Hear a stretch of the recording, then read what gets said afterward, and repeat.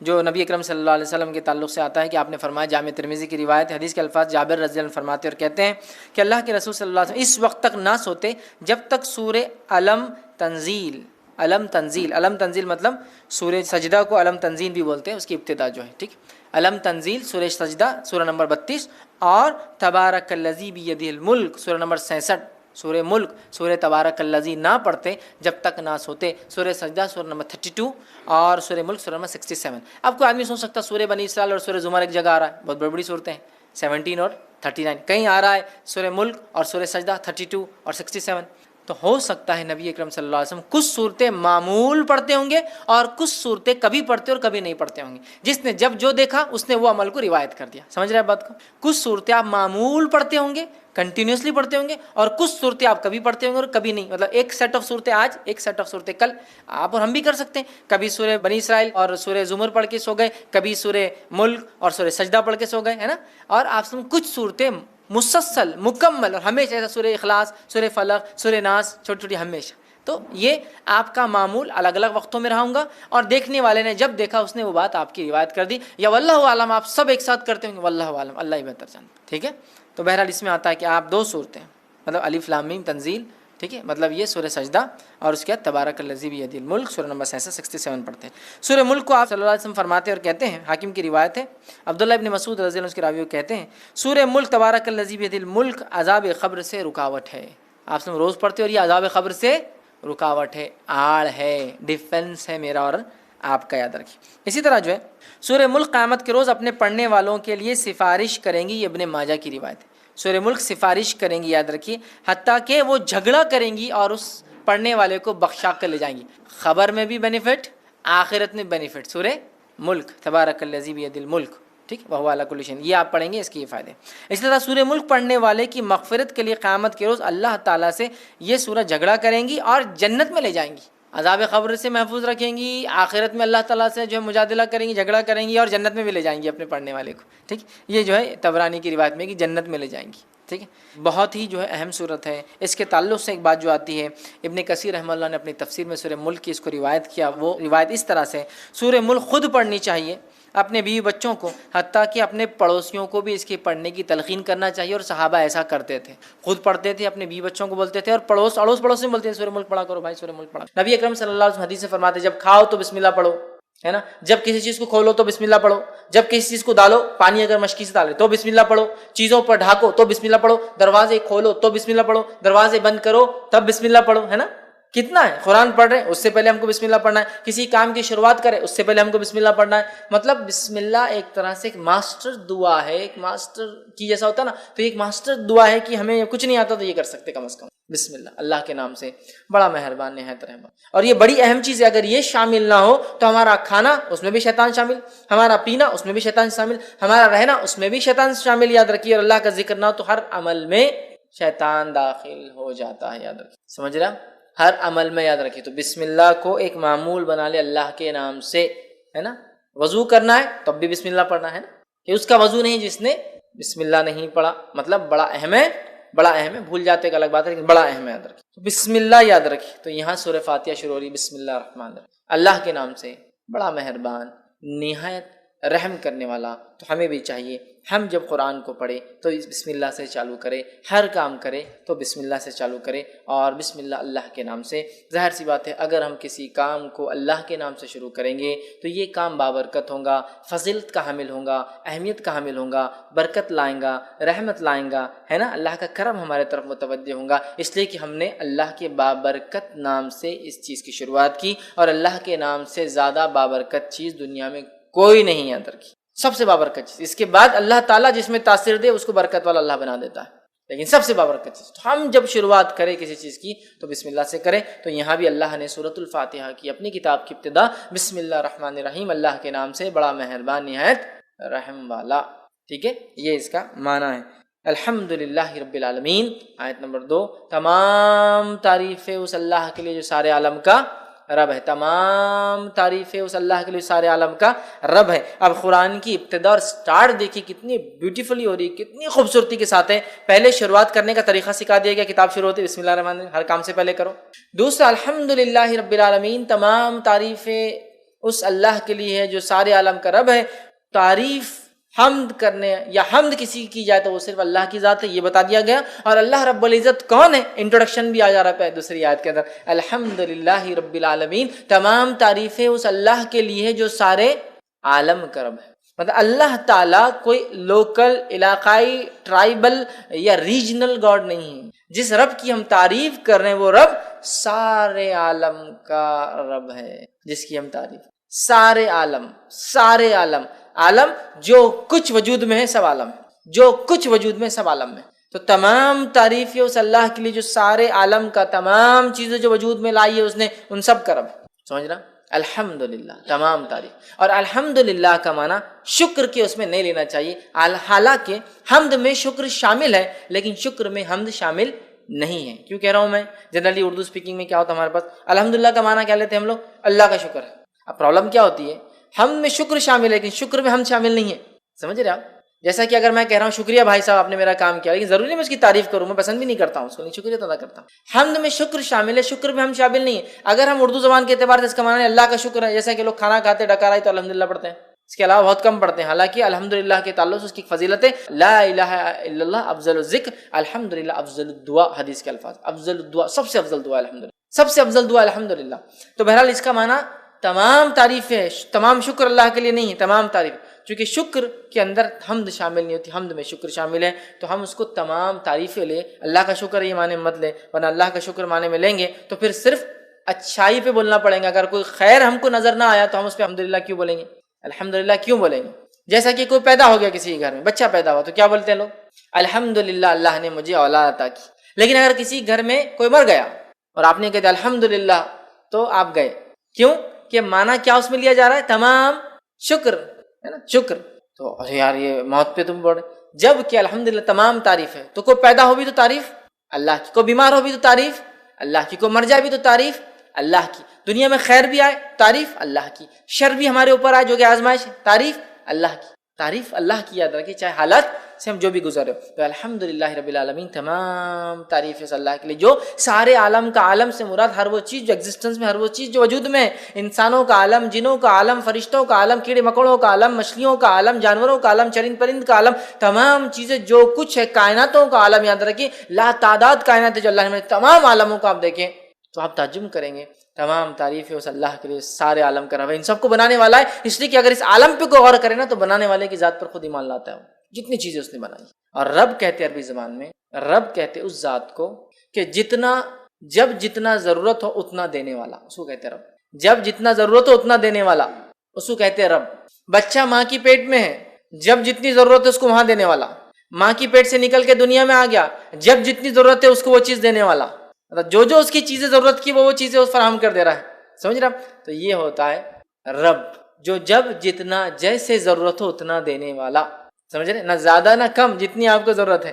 تو الحمدللہ رب العالمین، تمام تعریف اس اللہ کے لیے ہے جو سارے عالم کا رب ہے. یاد رکھیے. اور عالم میں کیا کہوں، اگر ایک انسان رب کا انکار کرتا ہے، اگر عالم پہ بھی غور کرے تو رب پر ایمان لائے گا کہ نہیں بنانے والا ہے، اور اس نے ہر چیز کو اتنا دیا جتنی اس کو ضرورت تھی. یاد رکھیے، یہ بڑی بات. تو قرآن کی ابتدا ایک یونیورسل میسج کے ساتھ ہو رہی ہے کہ یہ کتاب اس رب کی طرف سے آئی ہے جو سارے عالم کا رب ہے. یہ کوئی local God, regional God, tribal God کی بات نہیں ہو رہی. یہ ایک ایسے ڈیٹی کی، ایک ایسے پالن کرتا رچیتا کی بات ہو رہی ہے، یہ ایسے خالق کی بات ہو رہی، بنانے والے کی، جو سارے عالم کا بنانے والا. سمجھ؟ تمام تعریفیں اس اللہ کے لیے جو سارے عالم کا. اللہ سب کا رب ہے، یہ کوئی صرف مسلمانوں کا رب نہیں. یاد رکھیے یہ میسج سورہ فاتحہ شروع ہوتی ہے اللہ تعالیٰ نے کنوے کر دیا، اور سارے عالم کا کوئی علاقہ یا کوئی ایریا، کوئی ریس، کوئی قوم کا بھی نہیں. یاد رکھیے کہ یہ قوم کا ہے، وہ قوم کا ہے، سارے عالم کا رب. یاد ہے جو کچھ وجود میں اللہ ان کا رب ہے. یاد ٹھیک ہے.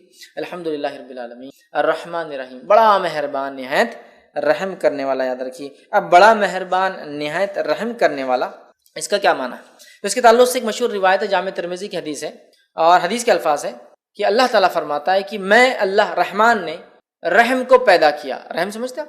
یوٹرس، بچے دانی، ماں کے پیٹ میں جو حصہ ہوتا ہے، جو ایک بچے کے لیے سب سے محفوظ جگہ ہوتی ہے. یاد رکھیں سب سے محفوظ جگہ رحم. اللہ فرماتا میں نے رحم کو پیدا کیا اور اسی سے اپنا نام رحمان رکھا. رحم سے نام رحمان رکھا. جو اس کے رشتوں کو باقی رکھیں گا تو میں بھی اپنا تعلق اس سے باقی رکھوں، اور جو اس رحم کے رشتوں کو توڑ دیں گا تو میں بھی اس سے اپنا تعلق توڑ لوں گا۔ ایک روایت میں کہ اللہ نے رحم کو پیدا کیا اور اس کو عرش کے نیچے رکھ دیا، تو رحم نے اللہ سے دعائی دی، اللہ سے فریاد کی، مانگا، اے اللہ اے اللہ، تو اللہ نے بولا کیا بات ہے، کیا ہونا؟ تو کہا میرے سلسلے میں کیا معاملہ ہے، میرے سلسلے میں کیا معاملہ ہے جو میرے سے باقی رکھے، مطلب پیدا رشتوں کو باقی رکھے، اور جو توڑے کیا معاملہ ہے؟ تو اللہ نے کہا جو تیرے رشتوں کو باقی رکھے گا میں بھی اس سے رشتہ باقی، جو توڑ دیں گا میں بھی اس سے رشتہ۔ تو رحم خوش ہو گیا، پھر سیٹسفائیڈ ہو گیا کہ میرا حق ادا ہو گیا، تو اللہ نے رحم پیدا کیا۔ صلہ رحمی اسی سے صلہ جوڑنا، رحمی رحم کے رشتوں کو جوڑنا، تعلقات کو جوڑنا، رشتہ داریوں کو باقی رکھنا، ٹھیک ہے۔ دینی بنیاد پر رشتے توڑے جا سکتے ہیں، لیکن انسان بنا کوئی شرع عذر کے رشتے نہ توڑے جیسا آج کل ہوتا ہے۔ بہرحال تو اللہ نے رحم پیدا کیا، رحم سے نام لیا رحمان، اور علماء لکھتے ہیں رحمان اور رحیم ایک ہی اس کی اصل ہے، ایک ہی اصل ہے، رحمیم رحم اس کی اصل ہے، یہ دونوں لفظ اسی سے آتے ہیں۔ رحمان اللہ کا رحم گریٹر ڈگری میں، رحیم اللہ کا رحم کرنا جس کو کہیں گے کنڈیشنل ڈگری میں۔ کیسے؟ اللہ بارش برساتا ہے، جب بارش برستی ہے ایک علاقے میں تو مسلم اور غیر مسلم، ایمان والا اور کافر، ماننے والا نہ ماننے والا، شکر کرنے والا نہ شکرے، سب پر برستی، سب فائدہ اٹھاتے۔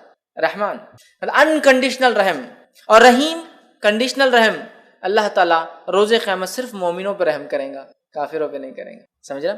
تو رحمان گریٹر ڈگری میں رحم، کوئی اس کی لمٹ نہیں ہے، انسان کتنا ہی کفر کرے اللہ سے اللہ معاف کرتے رہتا ہے اس کو۔ رحیم آخرت میں صرف اللہ تعالیٰ مومنوں پہ رحیم ہے، کافروں پہ رحم نہیں کرنے والا، یہ معنی ہے۔ الرحمن رحیم، بڑا مہربان نہایت رحم والا، اور رحمان اللہ کا یہ ایک ذاتی نام بھی یاد رکھیں۔ اور اللہ تعالیٰ نے اللہ کے بعد سمجھ لیجئے اللہ کے بعد جس نام کو خود کے لیے لیا ہے وہ رحمان ہی یاد رکھی ہے نا۔ الرحمن علم القرآن، خلید اللہ عبید الرحمن، چاہے اسے اللہ کو چاہے رحمان کو، یہاں کا رحمان رحمان نے، تو اللہ کے علاوہ کوئی نام اگر اللہ نے اپنے لیے استعمال کیا قرآن میں تو رحمان ہے، تو بڑا اہم نام ہے، جس کو کہیں گے اگر اللہ کے نام یہ نگینے ہیں ایک تاج کے تو اللہ سب سے بڑا ہے، تو رحمان اس کے بعد والا ہے، سمجھ رہا؟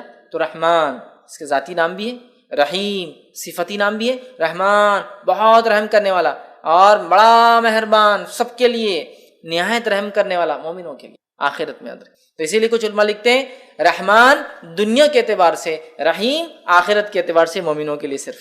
اللہ تعالیٰ کافر اور مشرک پہ رحم نہیں کرنے والا، اللہ تعالیٰ منافقوں پر، فاسق اور فاجروں پر رحم نہیں کرنے والا۔ یہ الگ بات ہے کہ جو کافر کفر اور شرک پہ مرے وہ تو ہمیشہ جہنم میں جلیں گے، کوئی رحم نہیں ہوگا، باقی لوگ جو فاسق فاجر تھے اپنے گناہوں کی سزا بھگت کر آ جائیں گے، تو رحم صرف ان پر جو ایمان کے تقاضوں کو پورا کر کے گیا تھا، سمجھ رہا؟ اور رحمان سب پر۔ تو اسی لیے علماء لکھتے ہیں رحمان دنیا کے اعتبار سے، رحیم آخرت کے اعتبار سے۔ اور اللہ رب العزت نے اس بات کو یوں بھی قرآن نے فرمایا، سورہ نمبر 33 آیت میں 43 کے اندر کہا وَكَانَ بِالْمُؤْمِنِينَ رحیم، اور اللہ تو مومنوں کے لیے رحم کرنے والا ہے، مومنوں کے لیے رحم کرنے والا ہے، دوسروں کے لیے، لیکن رحمان ساری انسانیت کے لیے، اس بات کو ہم یاد رکھیں، ٹھیک؟ تو رحمان رحیم مالک یوم الدین، روز جزا کا، بدلے کے دن کا مالک، قیامت کے دن، ٹھیک؟ قیامت دن کا مالک۔ اب کیا اللہ کے علاوہ کیا کوئی اور مالک ہے؟ تو اللہ یہ کیوں کہہ رہا ہے قیامت کے روز کا مالک؟ تو دنیا کا مالک ہے، آخرت کا مالک ہے، لیکن دنیا میں کہیں نہ کہیں کسی نہ کسی بنیاد پر ہم چھوٹے ہی ایک دم جس کو بنی اللہ کے مقابلے میں تو یہ دعویٰ کچھ بھی مان، لیکن کہیں نہ کہیں دعوے دار ہوتے یہ میرا ہے، وہ میرا ہے، میں یہاں کا بادشاہ ہوں، وہ وہاں کے مالک ہے نا، یہ فلاں کے مالک ہے، کچھ نہ کچھ ملکیت ہوتی ہے نا ہماری۔ لیکن آخرت میں کچھ بھی نہیں ہوگا، ہم ٹیسٹ سے گزر چکے، جو کچھ دیا گیا آخرت میں صرف اور صرف ہر چیز اللہ تعالیٰ کی ہوگی۔ تو مالک یوم الدین روز جزا کا، اس کا ایک قرأت یہ ملک یوم الدین بادشاہ روز جزا کا، مالک روز جزا کا، دونوں کا معنی ایک ہی ہے، دونوں کا معنی کہ بادشاہ مالک بھی ہوتا ہے، سمجھ رہا؟ اور مالک تو اللہ کی ایک صفت بھی یاد رکھی الملک، تو بادشاہ روز جزا کا، تو مالک یوم الدین روز جزا کا مالک، روز جزا کا مطلب قیامت کے دن کا مالک، ٹھیک؟ اور مالک یہ معنی کو اگر ہم سمجھ گئے نا، مالک کی ملکیت کیا ہوتی ہے، جیسے کہ ایک آدمی شرک کرتا ہے تو وہ کیا کر رہا ہے ایکچولی؟ مالک اللہ رب العزت کی ملکیت میں کسی کو ایڈ کر رہا ہے لا کر، جبکہ اللہ اکیلا مالک ہے۔ بنانے والے نے اگر کوئی چیز بنائی تو کیا وہ پسند کریں گا اس کے گھر کے اندر کوئی اور آ کے اس کی باؤنڈری کے اندر کچھ بنائے؟ تو اللہ تعالیٰ بھی مالک، بادشاہ بھی پسند نہیں کرتا اس کی ملکیت میں کوئی آئے، اور مالک بھی پسند نہیں کرتا اس کی ملکیت میں کوئی آئے۔ تو بادشاہ ہے روز آخرت میں، قیامت کے دن کا اللہ تعالیٰ مالک یوم الدین، یوم الدین وہ دن جس دن ترازو قائم ہوں گا، وہ دن جس دن لوگوں پہ انصاف ہوں گا، وہ دن جس دن لوگوں کے اچھے اور برے اعمال کے اعتبار سے فیصلے ہوں گے، وہ دن جس دن لوگوں نے جو اچھا کیا ان کو اس کا بدلہ، جنہوں نے برا کیا ان کو ان کے بدلے دیے جائیں گے، اس دن کا اللہ تعالیٰ مالک ہے۔ اور اس تعلق سے ایک روایت آتی ہے، صحیح بخاری اور صحیح مسلم کی روایت ہے، قیامت کے دن زمین اور آسمان اللہ تعالیٰ کے سیدھے ہاتھ میں لپٹے ہوئے ہوں، اور اللہ تعالیٰ ایک آواز لگائیں گا، اور آواز اس طرح سے ہوں گی، انا الملک، آج میں بادشاہ ہوں. این الملوک الارض، کہاں ہے دنیا کے وہ بادشاہ؟ این الجبارون و این المتکبرون، کہاں ہے وہ دنیا کے بادشاہ جو ظلم اور زیادتی اور جبر کرتے اپنے لوگوں پر، اور کہاں ہے وہ جو تکبر کیا کرتے؟ اللہ آواز دیں گے، اللہ آواز دیں گے یاد رکھیں. لہٰذا تکبر کرنا بہت خطرناک بات ہے، یاد رکھیں، خاص طور سے جب آدمی کو اللہ مال دولت یا پوزیشن یا سلطنت یا ملکیت دے، اس لیے کہ اللہ آواز دیں گا. کہاں ہے دنیا کی بادشاہ؟ آج میں بادشاہ ہوں، آج کوئی دوسرا بادشاہ نہیں، کسی کی بادشاہت نہیں چلیں گے، آج میں بادشاہ ہوں. کہاں ہے دنیا کے بادشاہ؟ اللہ ان کو آج میرے. کہاں ہے جو جبر و زیادتی کرتے؟ کہاں ہے وہ لوگ جو تکبر کرتے؟ تو اللہ تعالیٰ یاد رکھیے بدلے کے دن کا مالک ہے. اور اللہ رب العزت نے سورہ غافر سورہ نمبر 40 آیت نمبر 16 میں فرمایا کہ لمن الملک اليوم للہ الواحد، آج کس کے لیے ملکیت ہے؟ صرف اس ایک اللہ کے لیے جو واحد ہے اور قہار ہے. سمجھ رہے آپ؟ تو آج قیامت کے روز کسی کی ملکیت نہیں ہوں گی، یاد رکھیں، اور زمین و آسمان اللہ کے سیدھے ہاتھ میں ہوں گے، یاد رکھیں. اور اللہ تعالیٰ کہیں گا کہاں ہے دنیا کی بادشاہ؟ آج میں بادشاہ ہوں. سمجھ رہے ہیں بات کو؟ تو لہٰذا اللہ بادشاہ ہے روز جزا کا، بدلے کے دن کا. جس دن جس نے جو دنیا میں کیا تھا اس کو اس کے بدلے چکائے جائیں گے، حساب اور کتاب ہوں گا. اس ڈگری اور اس لیول تک کہ ایک بکری جس کو سینگ نہیں ہوں گے، اس کو کسی سینگ والی بکری نے مارا ہوں گا تو بغیر سینگ والی کو سینگ دیا جائے گا. وہ اس بکری کو ماریں گے جس نے دنیا میں مارا تھا اور ان کا معاملہ ختم کر دیا. صحیح مسلم کی روایت. اس دن کا اللہ تعالیٰ جو ہے مالک ہے، مالک یوم الدین. پھر اللہ نے فرمایا ایاک نعبد و ایاک نستعین، اے اللہ ہم تیری ہی عبادت کرتے ہیں اور تجھی سے ہی مدد طلب کرتے ہیں. اے اللہ ہم تیری بھی عبادت کرتے ہیں اور تجھ سے بھی مدد طلب کرتے نہیں. اس کا تیری ہی، صرف اور صرف اللہ تیری عبادت اور تجھی سے مدد طلب کرتے ہیں. اگر اتنی بات بھی ایک بندہ سمجھ جائے نا، ایک مومن بندہ، تو انشاءاللہ کم از کم مسلمان شرک نہیں کریں گے. حالت یہ ہے کہ ہم اس صورت کو پڑھتے ہیں، کتنی بار پڑھتے ہیں؟ خالی فرض نمازیں جو لوگ پڑھتے ہیں، خالی فرض تو 17 بار ہو جاتی ہے. فجر کی 2 رکعت، ظہر کی 4 رکعت، عصر کی 4 رکعت، مغرب کی 3 رکعت، عشاء کی 4 رکعت، 17 دفعے پڑھ رہا ہے اس کو. ایاک نعبد و ایاک نستعین، اے اللہ ہم تیری ہی عبادت کر اور تجھی سے ہی مدد طلب کر. تیری بھی نہیں، تیری ہی، ہے نا؟ سمجھ رہا ہوں؟ جیسا کہ مثال کے لیے اگر میں کسی سے کہوں، میں اپنے بھائی سے کہہ رہا ہوں، میں اپنی والدہ سے کہہ رہا ہوں، ٹھیک، کہ میں آپ سے بھی محبت کرتا ہوں، اور ایک ہے میں آپ سے ہی محبت کرتا ہوں. جب آپ سے ہی کہہ رہا ہوں تو اس کا مطلب کوئی اور شریک نہیں اس محبت، اور آپ سے بھی کہہ رہا ہوں تو مطلب بہت لوگ شریک. تو یہاں جو صیغہ ہے تیری ہی عبادت کرتے، تجھی سے ہی مدد طلب کرتے ہیں، تیرے علاوہ کسی کی عبادت نہیں کرتے اور تیرے علاوہ کسی سے مدد طلب نہیں کرتے کسی بھی قسم. یہ معنی ہے، یاد رکھیں. اور اس آیت کو ہم دیکھیں تو پہلی 4 آیتیں اللہ کی تعریف حمد و ثنا تھی. یہ آیت 2 حصوں میں تقسیم ہو رہی ہے. یہ آیت 2 حصوں میں تقسیم، آدھی بندے اللہ کے لیے، آدھی بندے کے لیے. اور بندہ اس کے بعد اپنی باتیں رکھ رہا ہے، تجھی سے مدد طلب کرتے. کیا طلب کرتے؟ آگے دعا بھی اللہ ہی سکھا رہا ہے. سبحان اللہ. سورۃ الفاتحہ ایک خوبصورت صرف اللہ کی حمد و ثنا اور دعا نہیں ہے، بلکہ یہ بہترین اپنے آپ میں ایک مکمل دعا ایک بندے کے لیے جو اس کو زندگی جینے کے لیے چاہیے. اور جو دعا اللہ نے اس میں سکھا کر اس دعا پہ ہم مکمل کھڑے اتر گئے تو دنیا کی اور آخرت کی کامیابی ہمارے لیے. یاد رکھیں انشاءاللہ تیری ہی عبادت کرتے ہیں، تیرے ساتھ کسی کو ذرہ برابر بھی ہم شریک نہیں کرتے ہیں کسی بھی چیز میں، نہ تیری عبادت میں، نہ تیرے اسماء و صفات میں، اور نہ ہی تیری مطلب جس کو کہیں گے رب ہونے کے اندر، نہ تیرے نام اور جو ہے صفات کے اندر، اور نہ ہی تیری عبادت کے اندر کسی بھی اس میں ذرہ برابر بھی کسی کو شریک نہیں، کیونکہ اللہ اس کو پسند نہیں کرتا. یاد رکھ، سمجھ رہا بات؟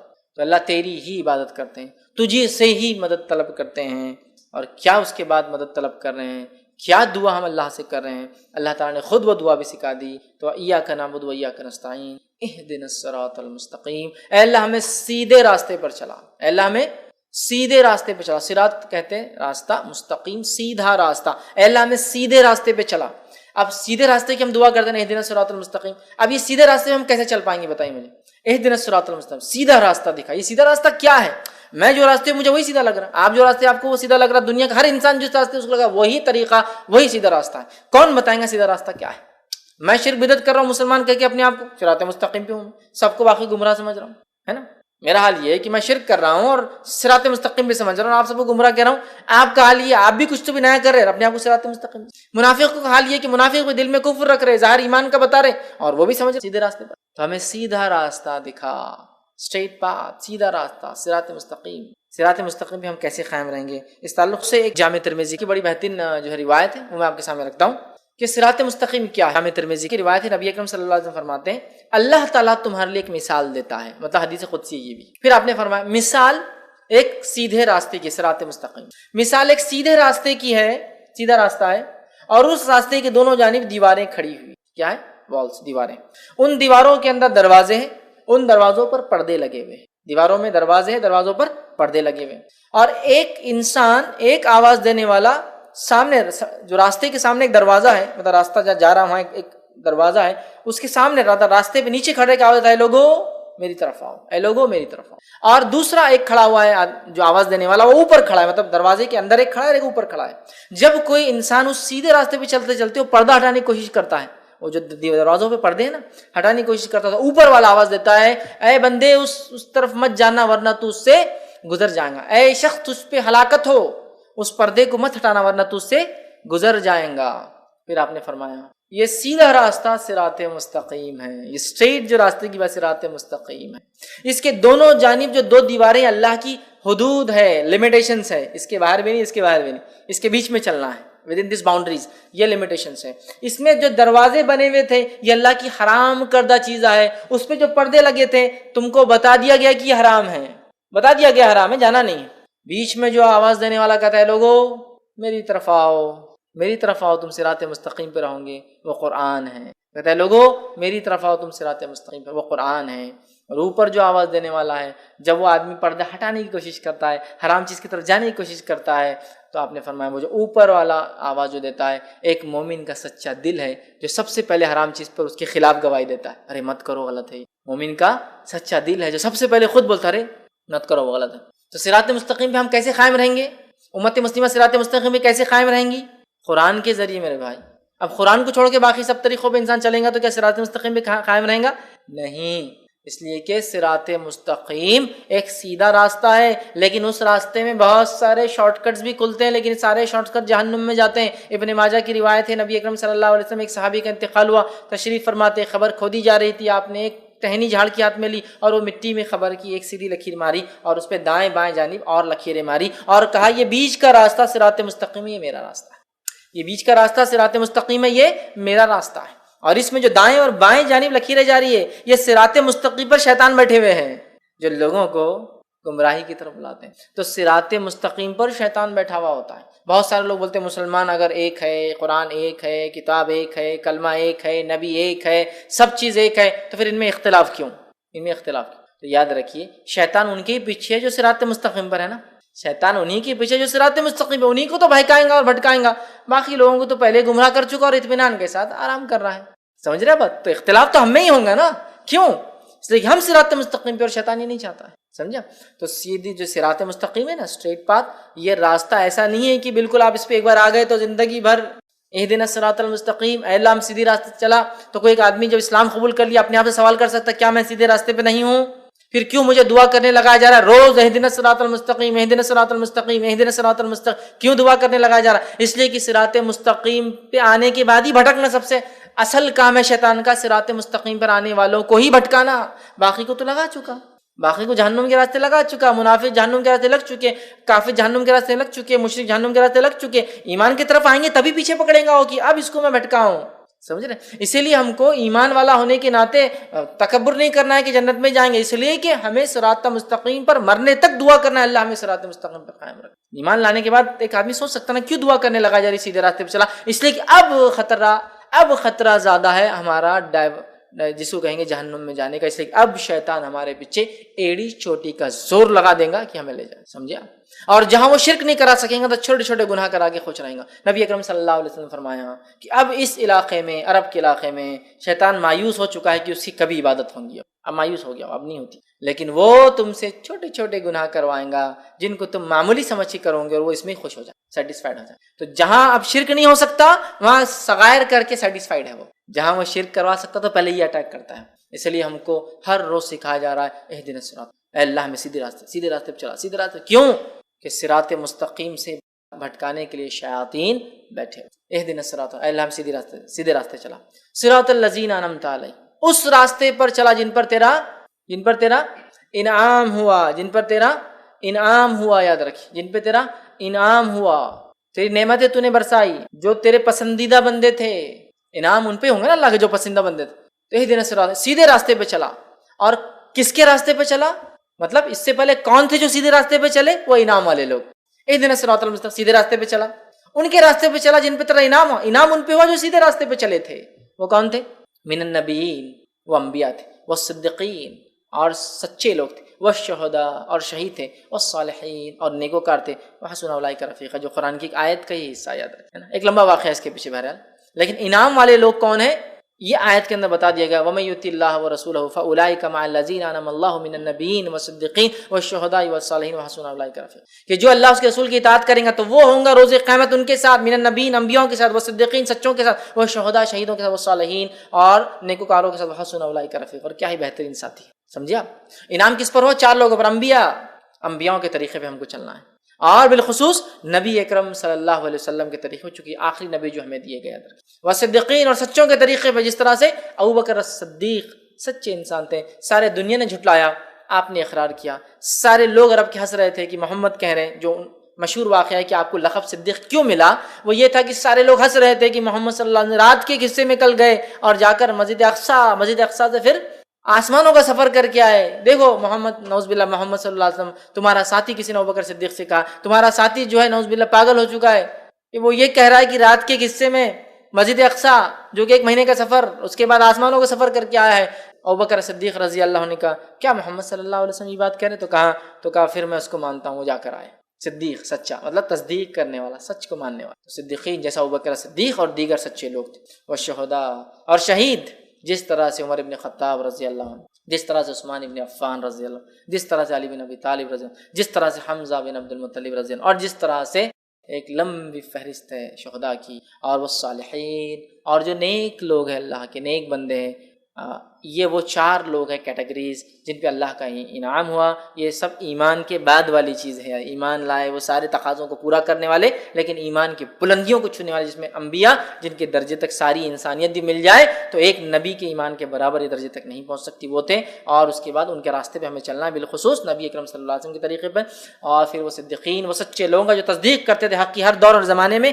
آج بھی اس زمانے سے ہم گزر رہے ہیں جس زمانے میں اسلام کا انکار کرنا، حق کا انکار کرنا معمولی بات سمجھی جا رہی ہے، یاد رکھیں اس دور میں تصدیق کرنا کہ میں ایمان لاتا ہوں اس چیز پر، منہ ان جیسا کہا گیا، یہ ایک سچے انسان کی، مومن کی آج پہچان ہے۔ وہ شہداء، وقت پڑنے پر اپنا جان مال تو انسان لگاتا ہے، جان بھی اللہ کے راہ میں لگا دے، وہ صالحین اور نیکیوں پہ اڑا رہے، اس لیے کہ آج نیکی کرنا بہت مشکل کام ہو چکا۔ وحسن اولئک رفیقا، اور اللہ نے کہا کیا ہی بہترین ساتھی ہے، جو اللہ رسول کی اطاعت کرے گا تو ہوں گا 4 لوگوں کے ساتھ، اور یہ بہترین ساتھی ہے، تو یہ انعام والے لوگ ہیں۔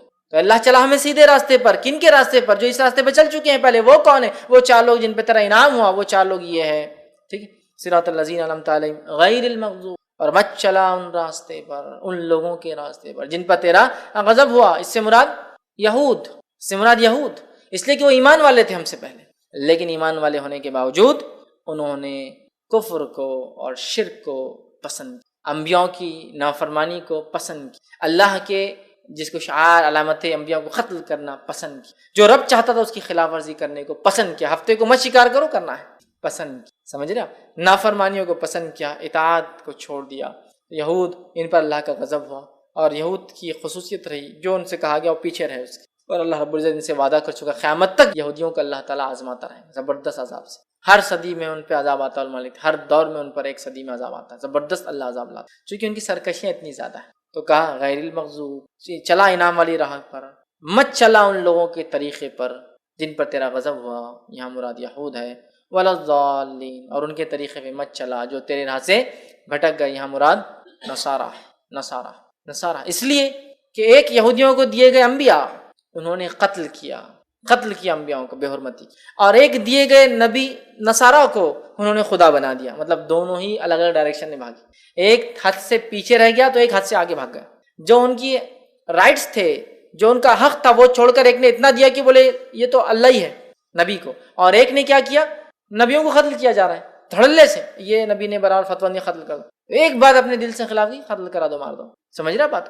تو بہرحال یہود نے انبیاء کو قتل کیا، معمولی سمجھا، اور نصارہ نے جو نبی ان کو دیے گئے عیسیٰ علیہ السلام خدا بنا دیا لے جا کر، گاڈ یا ون ود گاڈ جو بھی بولیے، خدا یا خدا کے ساتھ ایک بنا دیا۔ ہم نے دونوں سے پناہ مانگی کہ مغضوب والے راستے بھی نہیں چلنا ہے اور ضالین والے، تو ہم کو ایک طرح سے اللہ رب العزت نے ایک گائیڈ لائنز دے دیا، سب سے منیمم دعا بتا دی کیا ہے کہ ہمیں کیا کرنا ہے، سیدھے راستے پر چلنا ہے، انعام والوں کے طریقے پہ چلنا ہے، اور 2 لوگوں کے طریقے سے بچنا ہے۔ اگر اتنا ہم سمجھ لیں، اس لیے میں نے کہا دنیا اور آخرت کی کامیابی اس دعا کے اندر شامل ہے کہ ہم نے سمجھ لیا کہ ہمیں کیا کرنا ہے، سیدھے راستے پہ چلنا ہے، قرآن جو بتاتا ہے ہمیں ان لوگوں کے راستے پہ چلنا جن پر انعام ہو، انبیاء کے طریقے، بالخصوص محمد صلی اللہ علیہ وسلم کے طریقے پہ، اور اس کا صدیقین، شہداء، صالحین کے طریقے پہ چلنا ہے. یہ کر لیے تو دنیا کی کامیابی، آخرت کی کامیابی ہو گئی.